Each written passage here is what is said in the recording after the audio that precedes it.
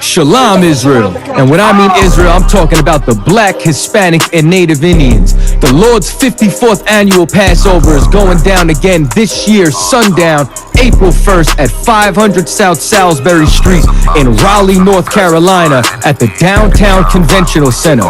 It's got enough room for all of us. The Lord's 54th annual Passover.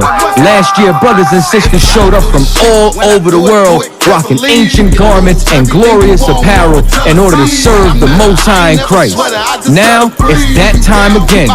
Commander General YAHANNA is putting out the decree for all brothers and sisters to show up sundown, April 1st in Raleigh, North Carolina. Join us at the Sheraton in Raleigh, the hotel right downtown. It's at 421 South Salisbury. The Passover is right up the block at the convention center, literally within walking distance. Make sure you pull up. Make sure that you do your due diligence because rooms are going fast and they are limited this weekend. You understand? We have months in advance of preparation. Do not wait till the last minute to get your room. The Lord's 54th annual Passover, Saturday, April 1st in Raleigh, North Carolina. Join us there. It's about time, sending curses to them enemies.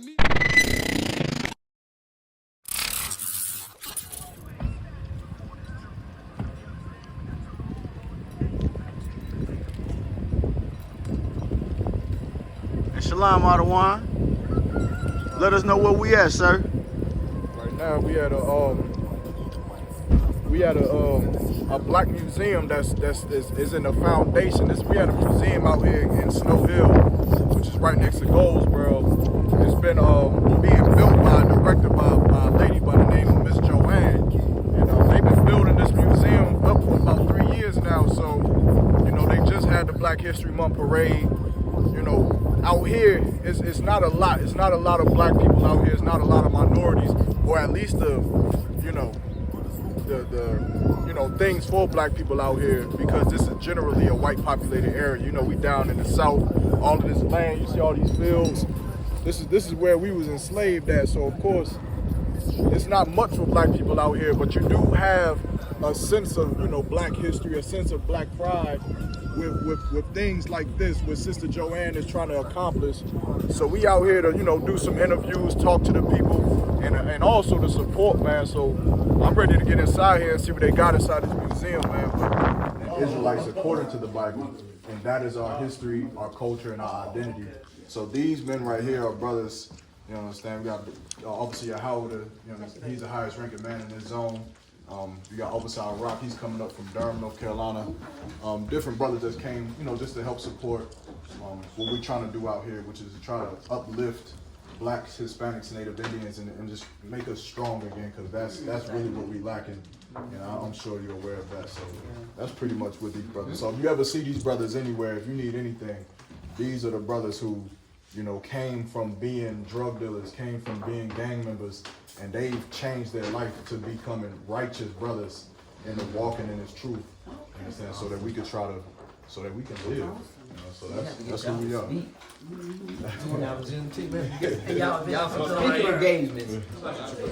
Brothers, y'all was smart about that. Y'all was shout out to all the sisters. This Officer Isupk of the Israelite School of UPK. And we here right now in Snow Hill, North Carolina with Sister Joanne Artist Stevens. Joanne Artist Stevens. And Joanne, of course, you are the director of, can you just break it down a little bit as far as what you're doing here with the establishment? Yes, I am the founder and CEO of Rosenwald Center for Cultural Enrichment, and I also have a business called Writing History, and I've been working with this since 1997. I actually started the research in the early 1990s, living with my aunt. I moved in to take care of her, and she was one of the first to graduate from the first high school for black children in Greene County. And she had a lot of pictures, a lot of history, and I just gained a great love for African American history. Okay, and as far as this building specifically, Is this building, was this historically a school for black children, or what's the history of this site right here?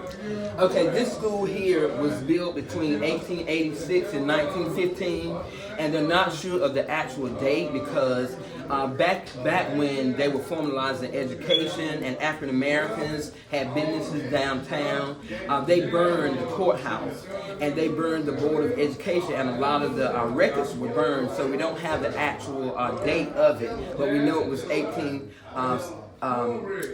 between 1865 or 86 and 1915, based on a geological map that I have right here. And this area was called the Continental. It was the land of Native Americans and indigenous people. So this here was a school, and it was a two-room school. It was it was a rural school, an elementary school. It only served elementary students, and a lot of them didn't go beyond the 3rd grade. Because when they formalized the high school, it went to the 8th grade. And here is the partition that partitions off the separation, the dividing of the rooms. That was a room, and that was a room. You had 2 teachers in here. And not only did they teach, they helped grow gardens, they taught children about religion. You know, they covered the whole basis of what we needed as a people. So this it is a historic site. They have not yet agreed to put it on the National Register, but we're working on an African American historic tourism trail, and it will be a part of that. That's heavy. And you say what is that right there? This is the map, and it shows former Best Chapel School, and it says Continental vicinity. And that's very important because Continental Creek follows behind here, and the Battle of the Tuscarora War was fought here. So this shows that it was in the Continental vicinity and basically the age. Okay, well that's heavy. I think it goes without saying that Sister Joanne here, would you consider yourself to be pro-black? That goes without saying, right? Without. I understand. So, as it pertains to Black History Month, do you believe that black people should have more than one month to remember our history here in America? Of course, most definitely. History started with black people. You know, Al-Kabulon is the oldest indigenous name, and it took on the name of Africa. And it's the mother of mankind. So why should we not celebrate Black history every day and uplift it all the time? You know, because I think it's important that even our nation and world begin to embrace that we are. They did come from Black people. Right. So do you believe, as it stands today, do you believe that minorities here in America, and by minorities I mean blacks, Hispanics, Native American Indians, do you believe that as a people we are oppressed here living in America? Most definitely. Racism, discrimination, inequities exist in all areas of our system. Supremacy was a system that was developed, like I said, with the partition of Africa, with the Berlin Conference.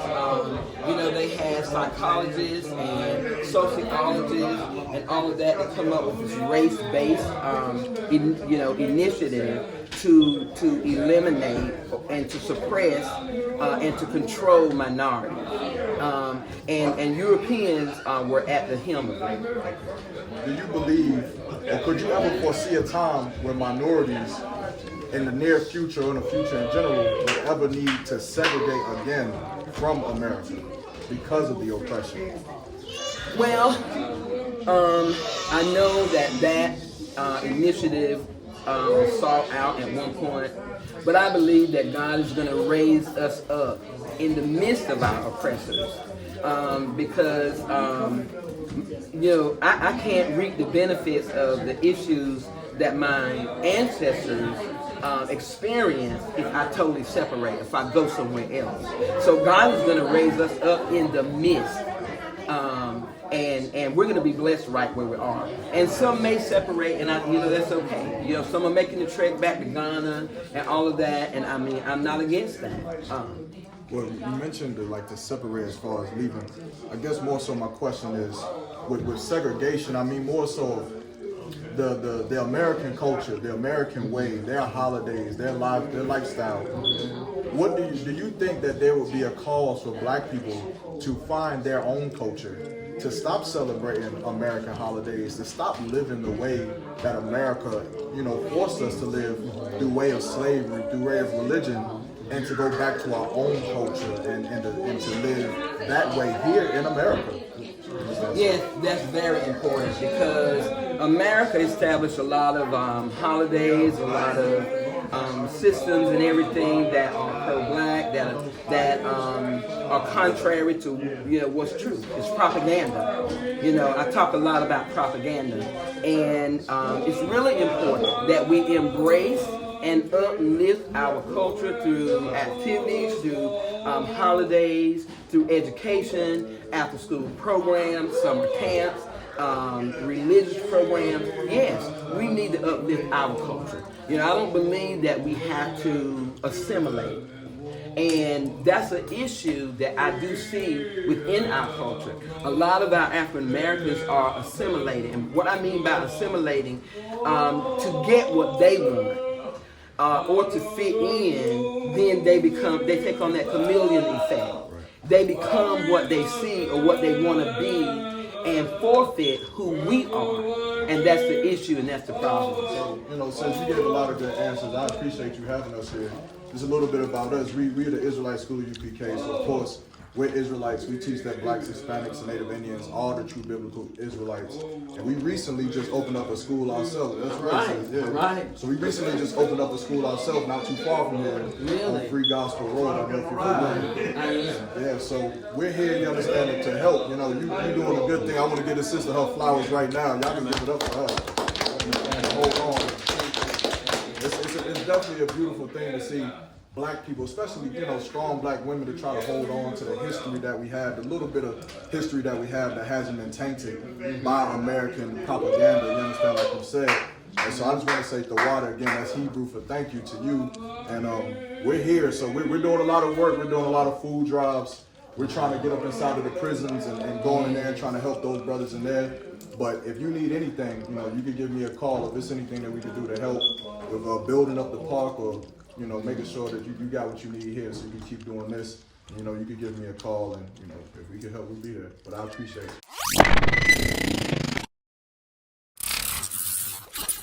Who you are. I will be in Nigeria this year showing them who we are. Well, make sure you tell them that we the true Israelites. Stood against all enemies. In high school, you was the man that's lost memory shit. Lost energy, never lost my energy. Never lose control, never losing, dog, I plan to keep. You lose your mind where I'm from, I ain't talking from what you see. I never lost soul, losing times, wasting steady pace, and you off track, I'm on that.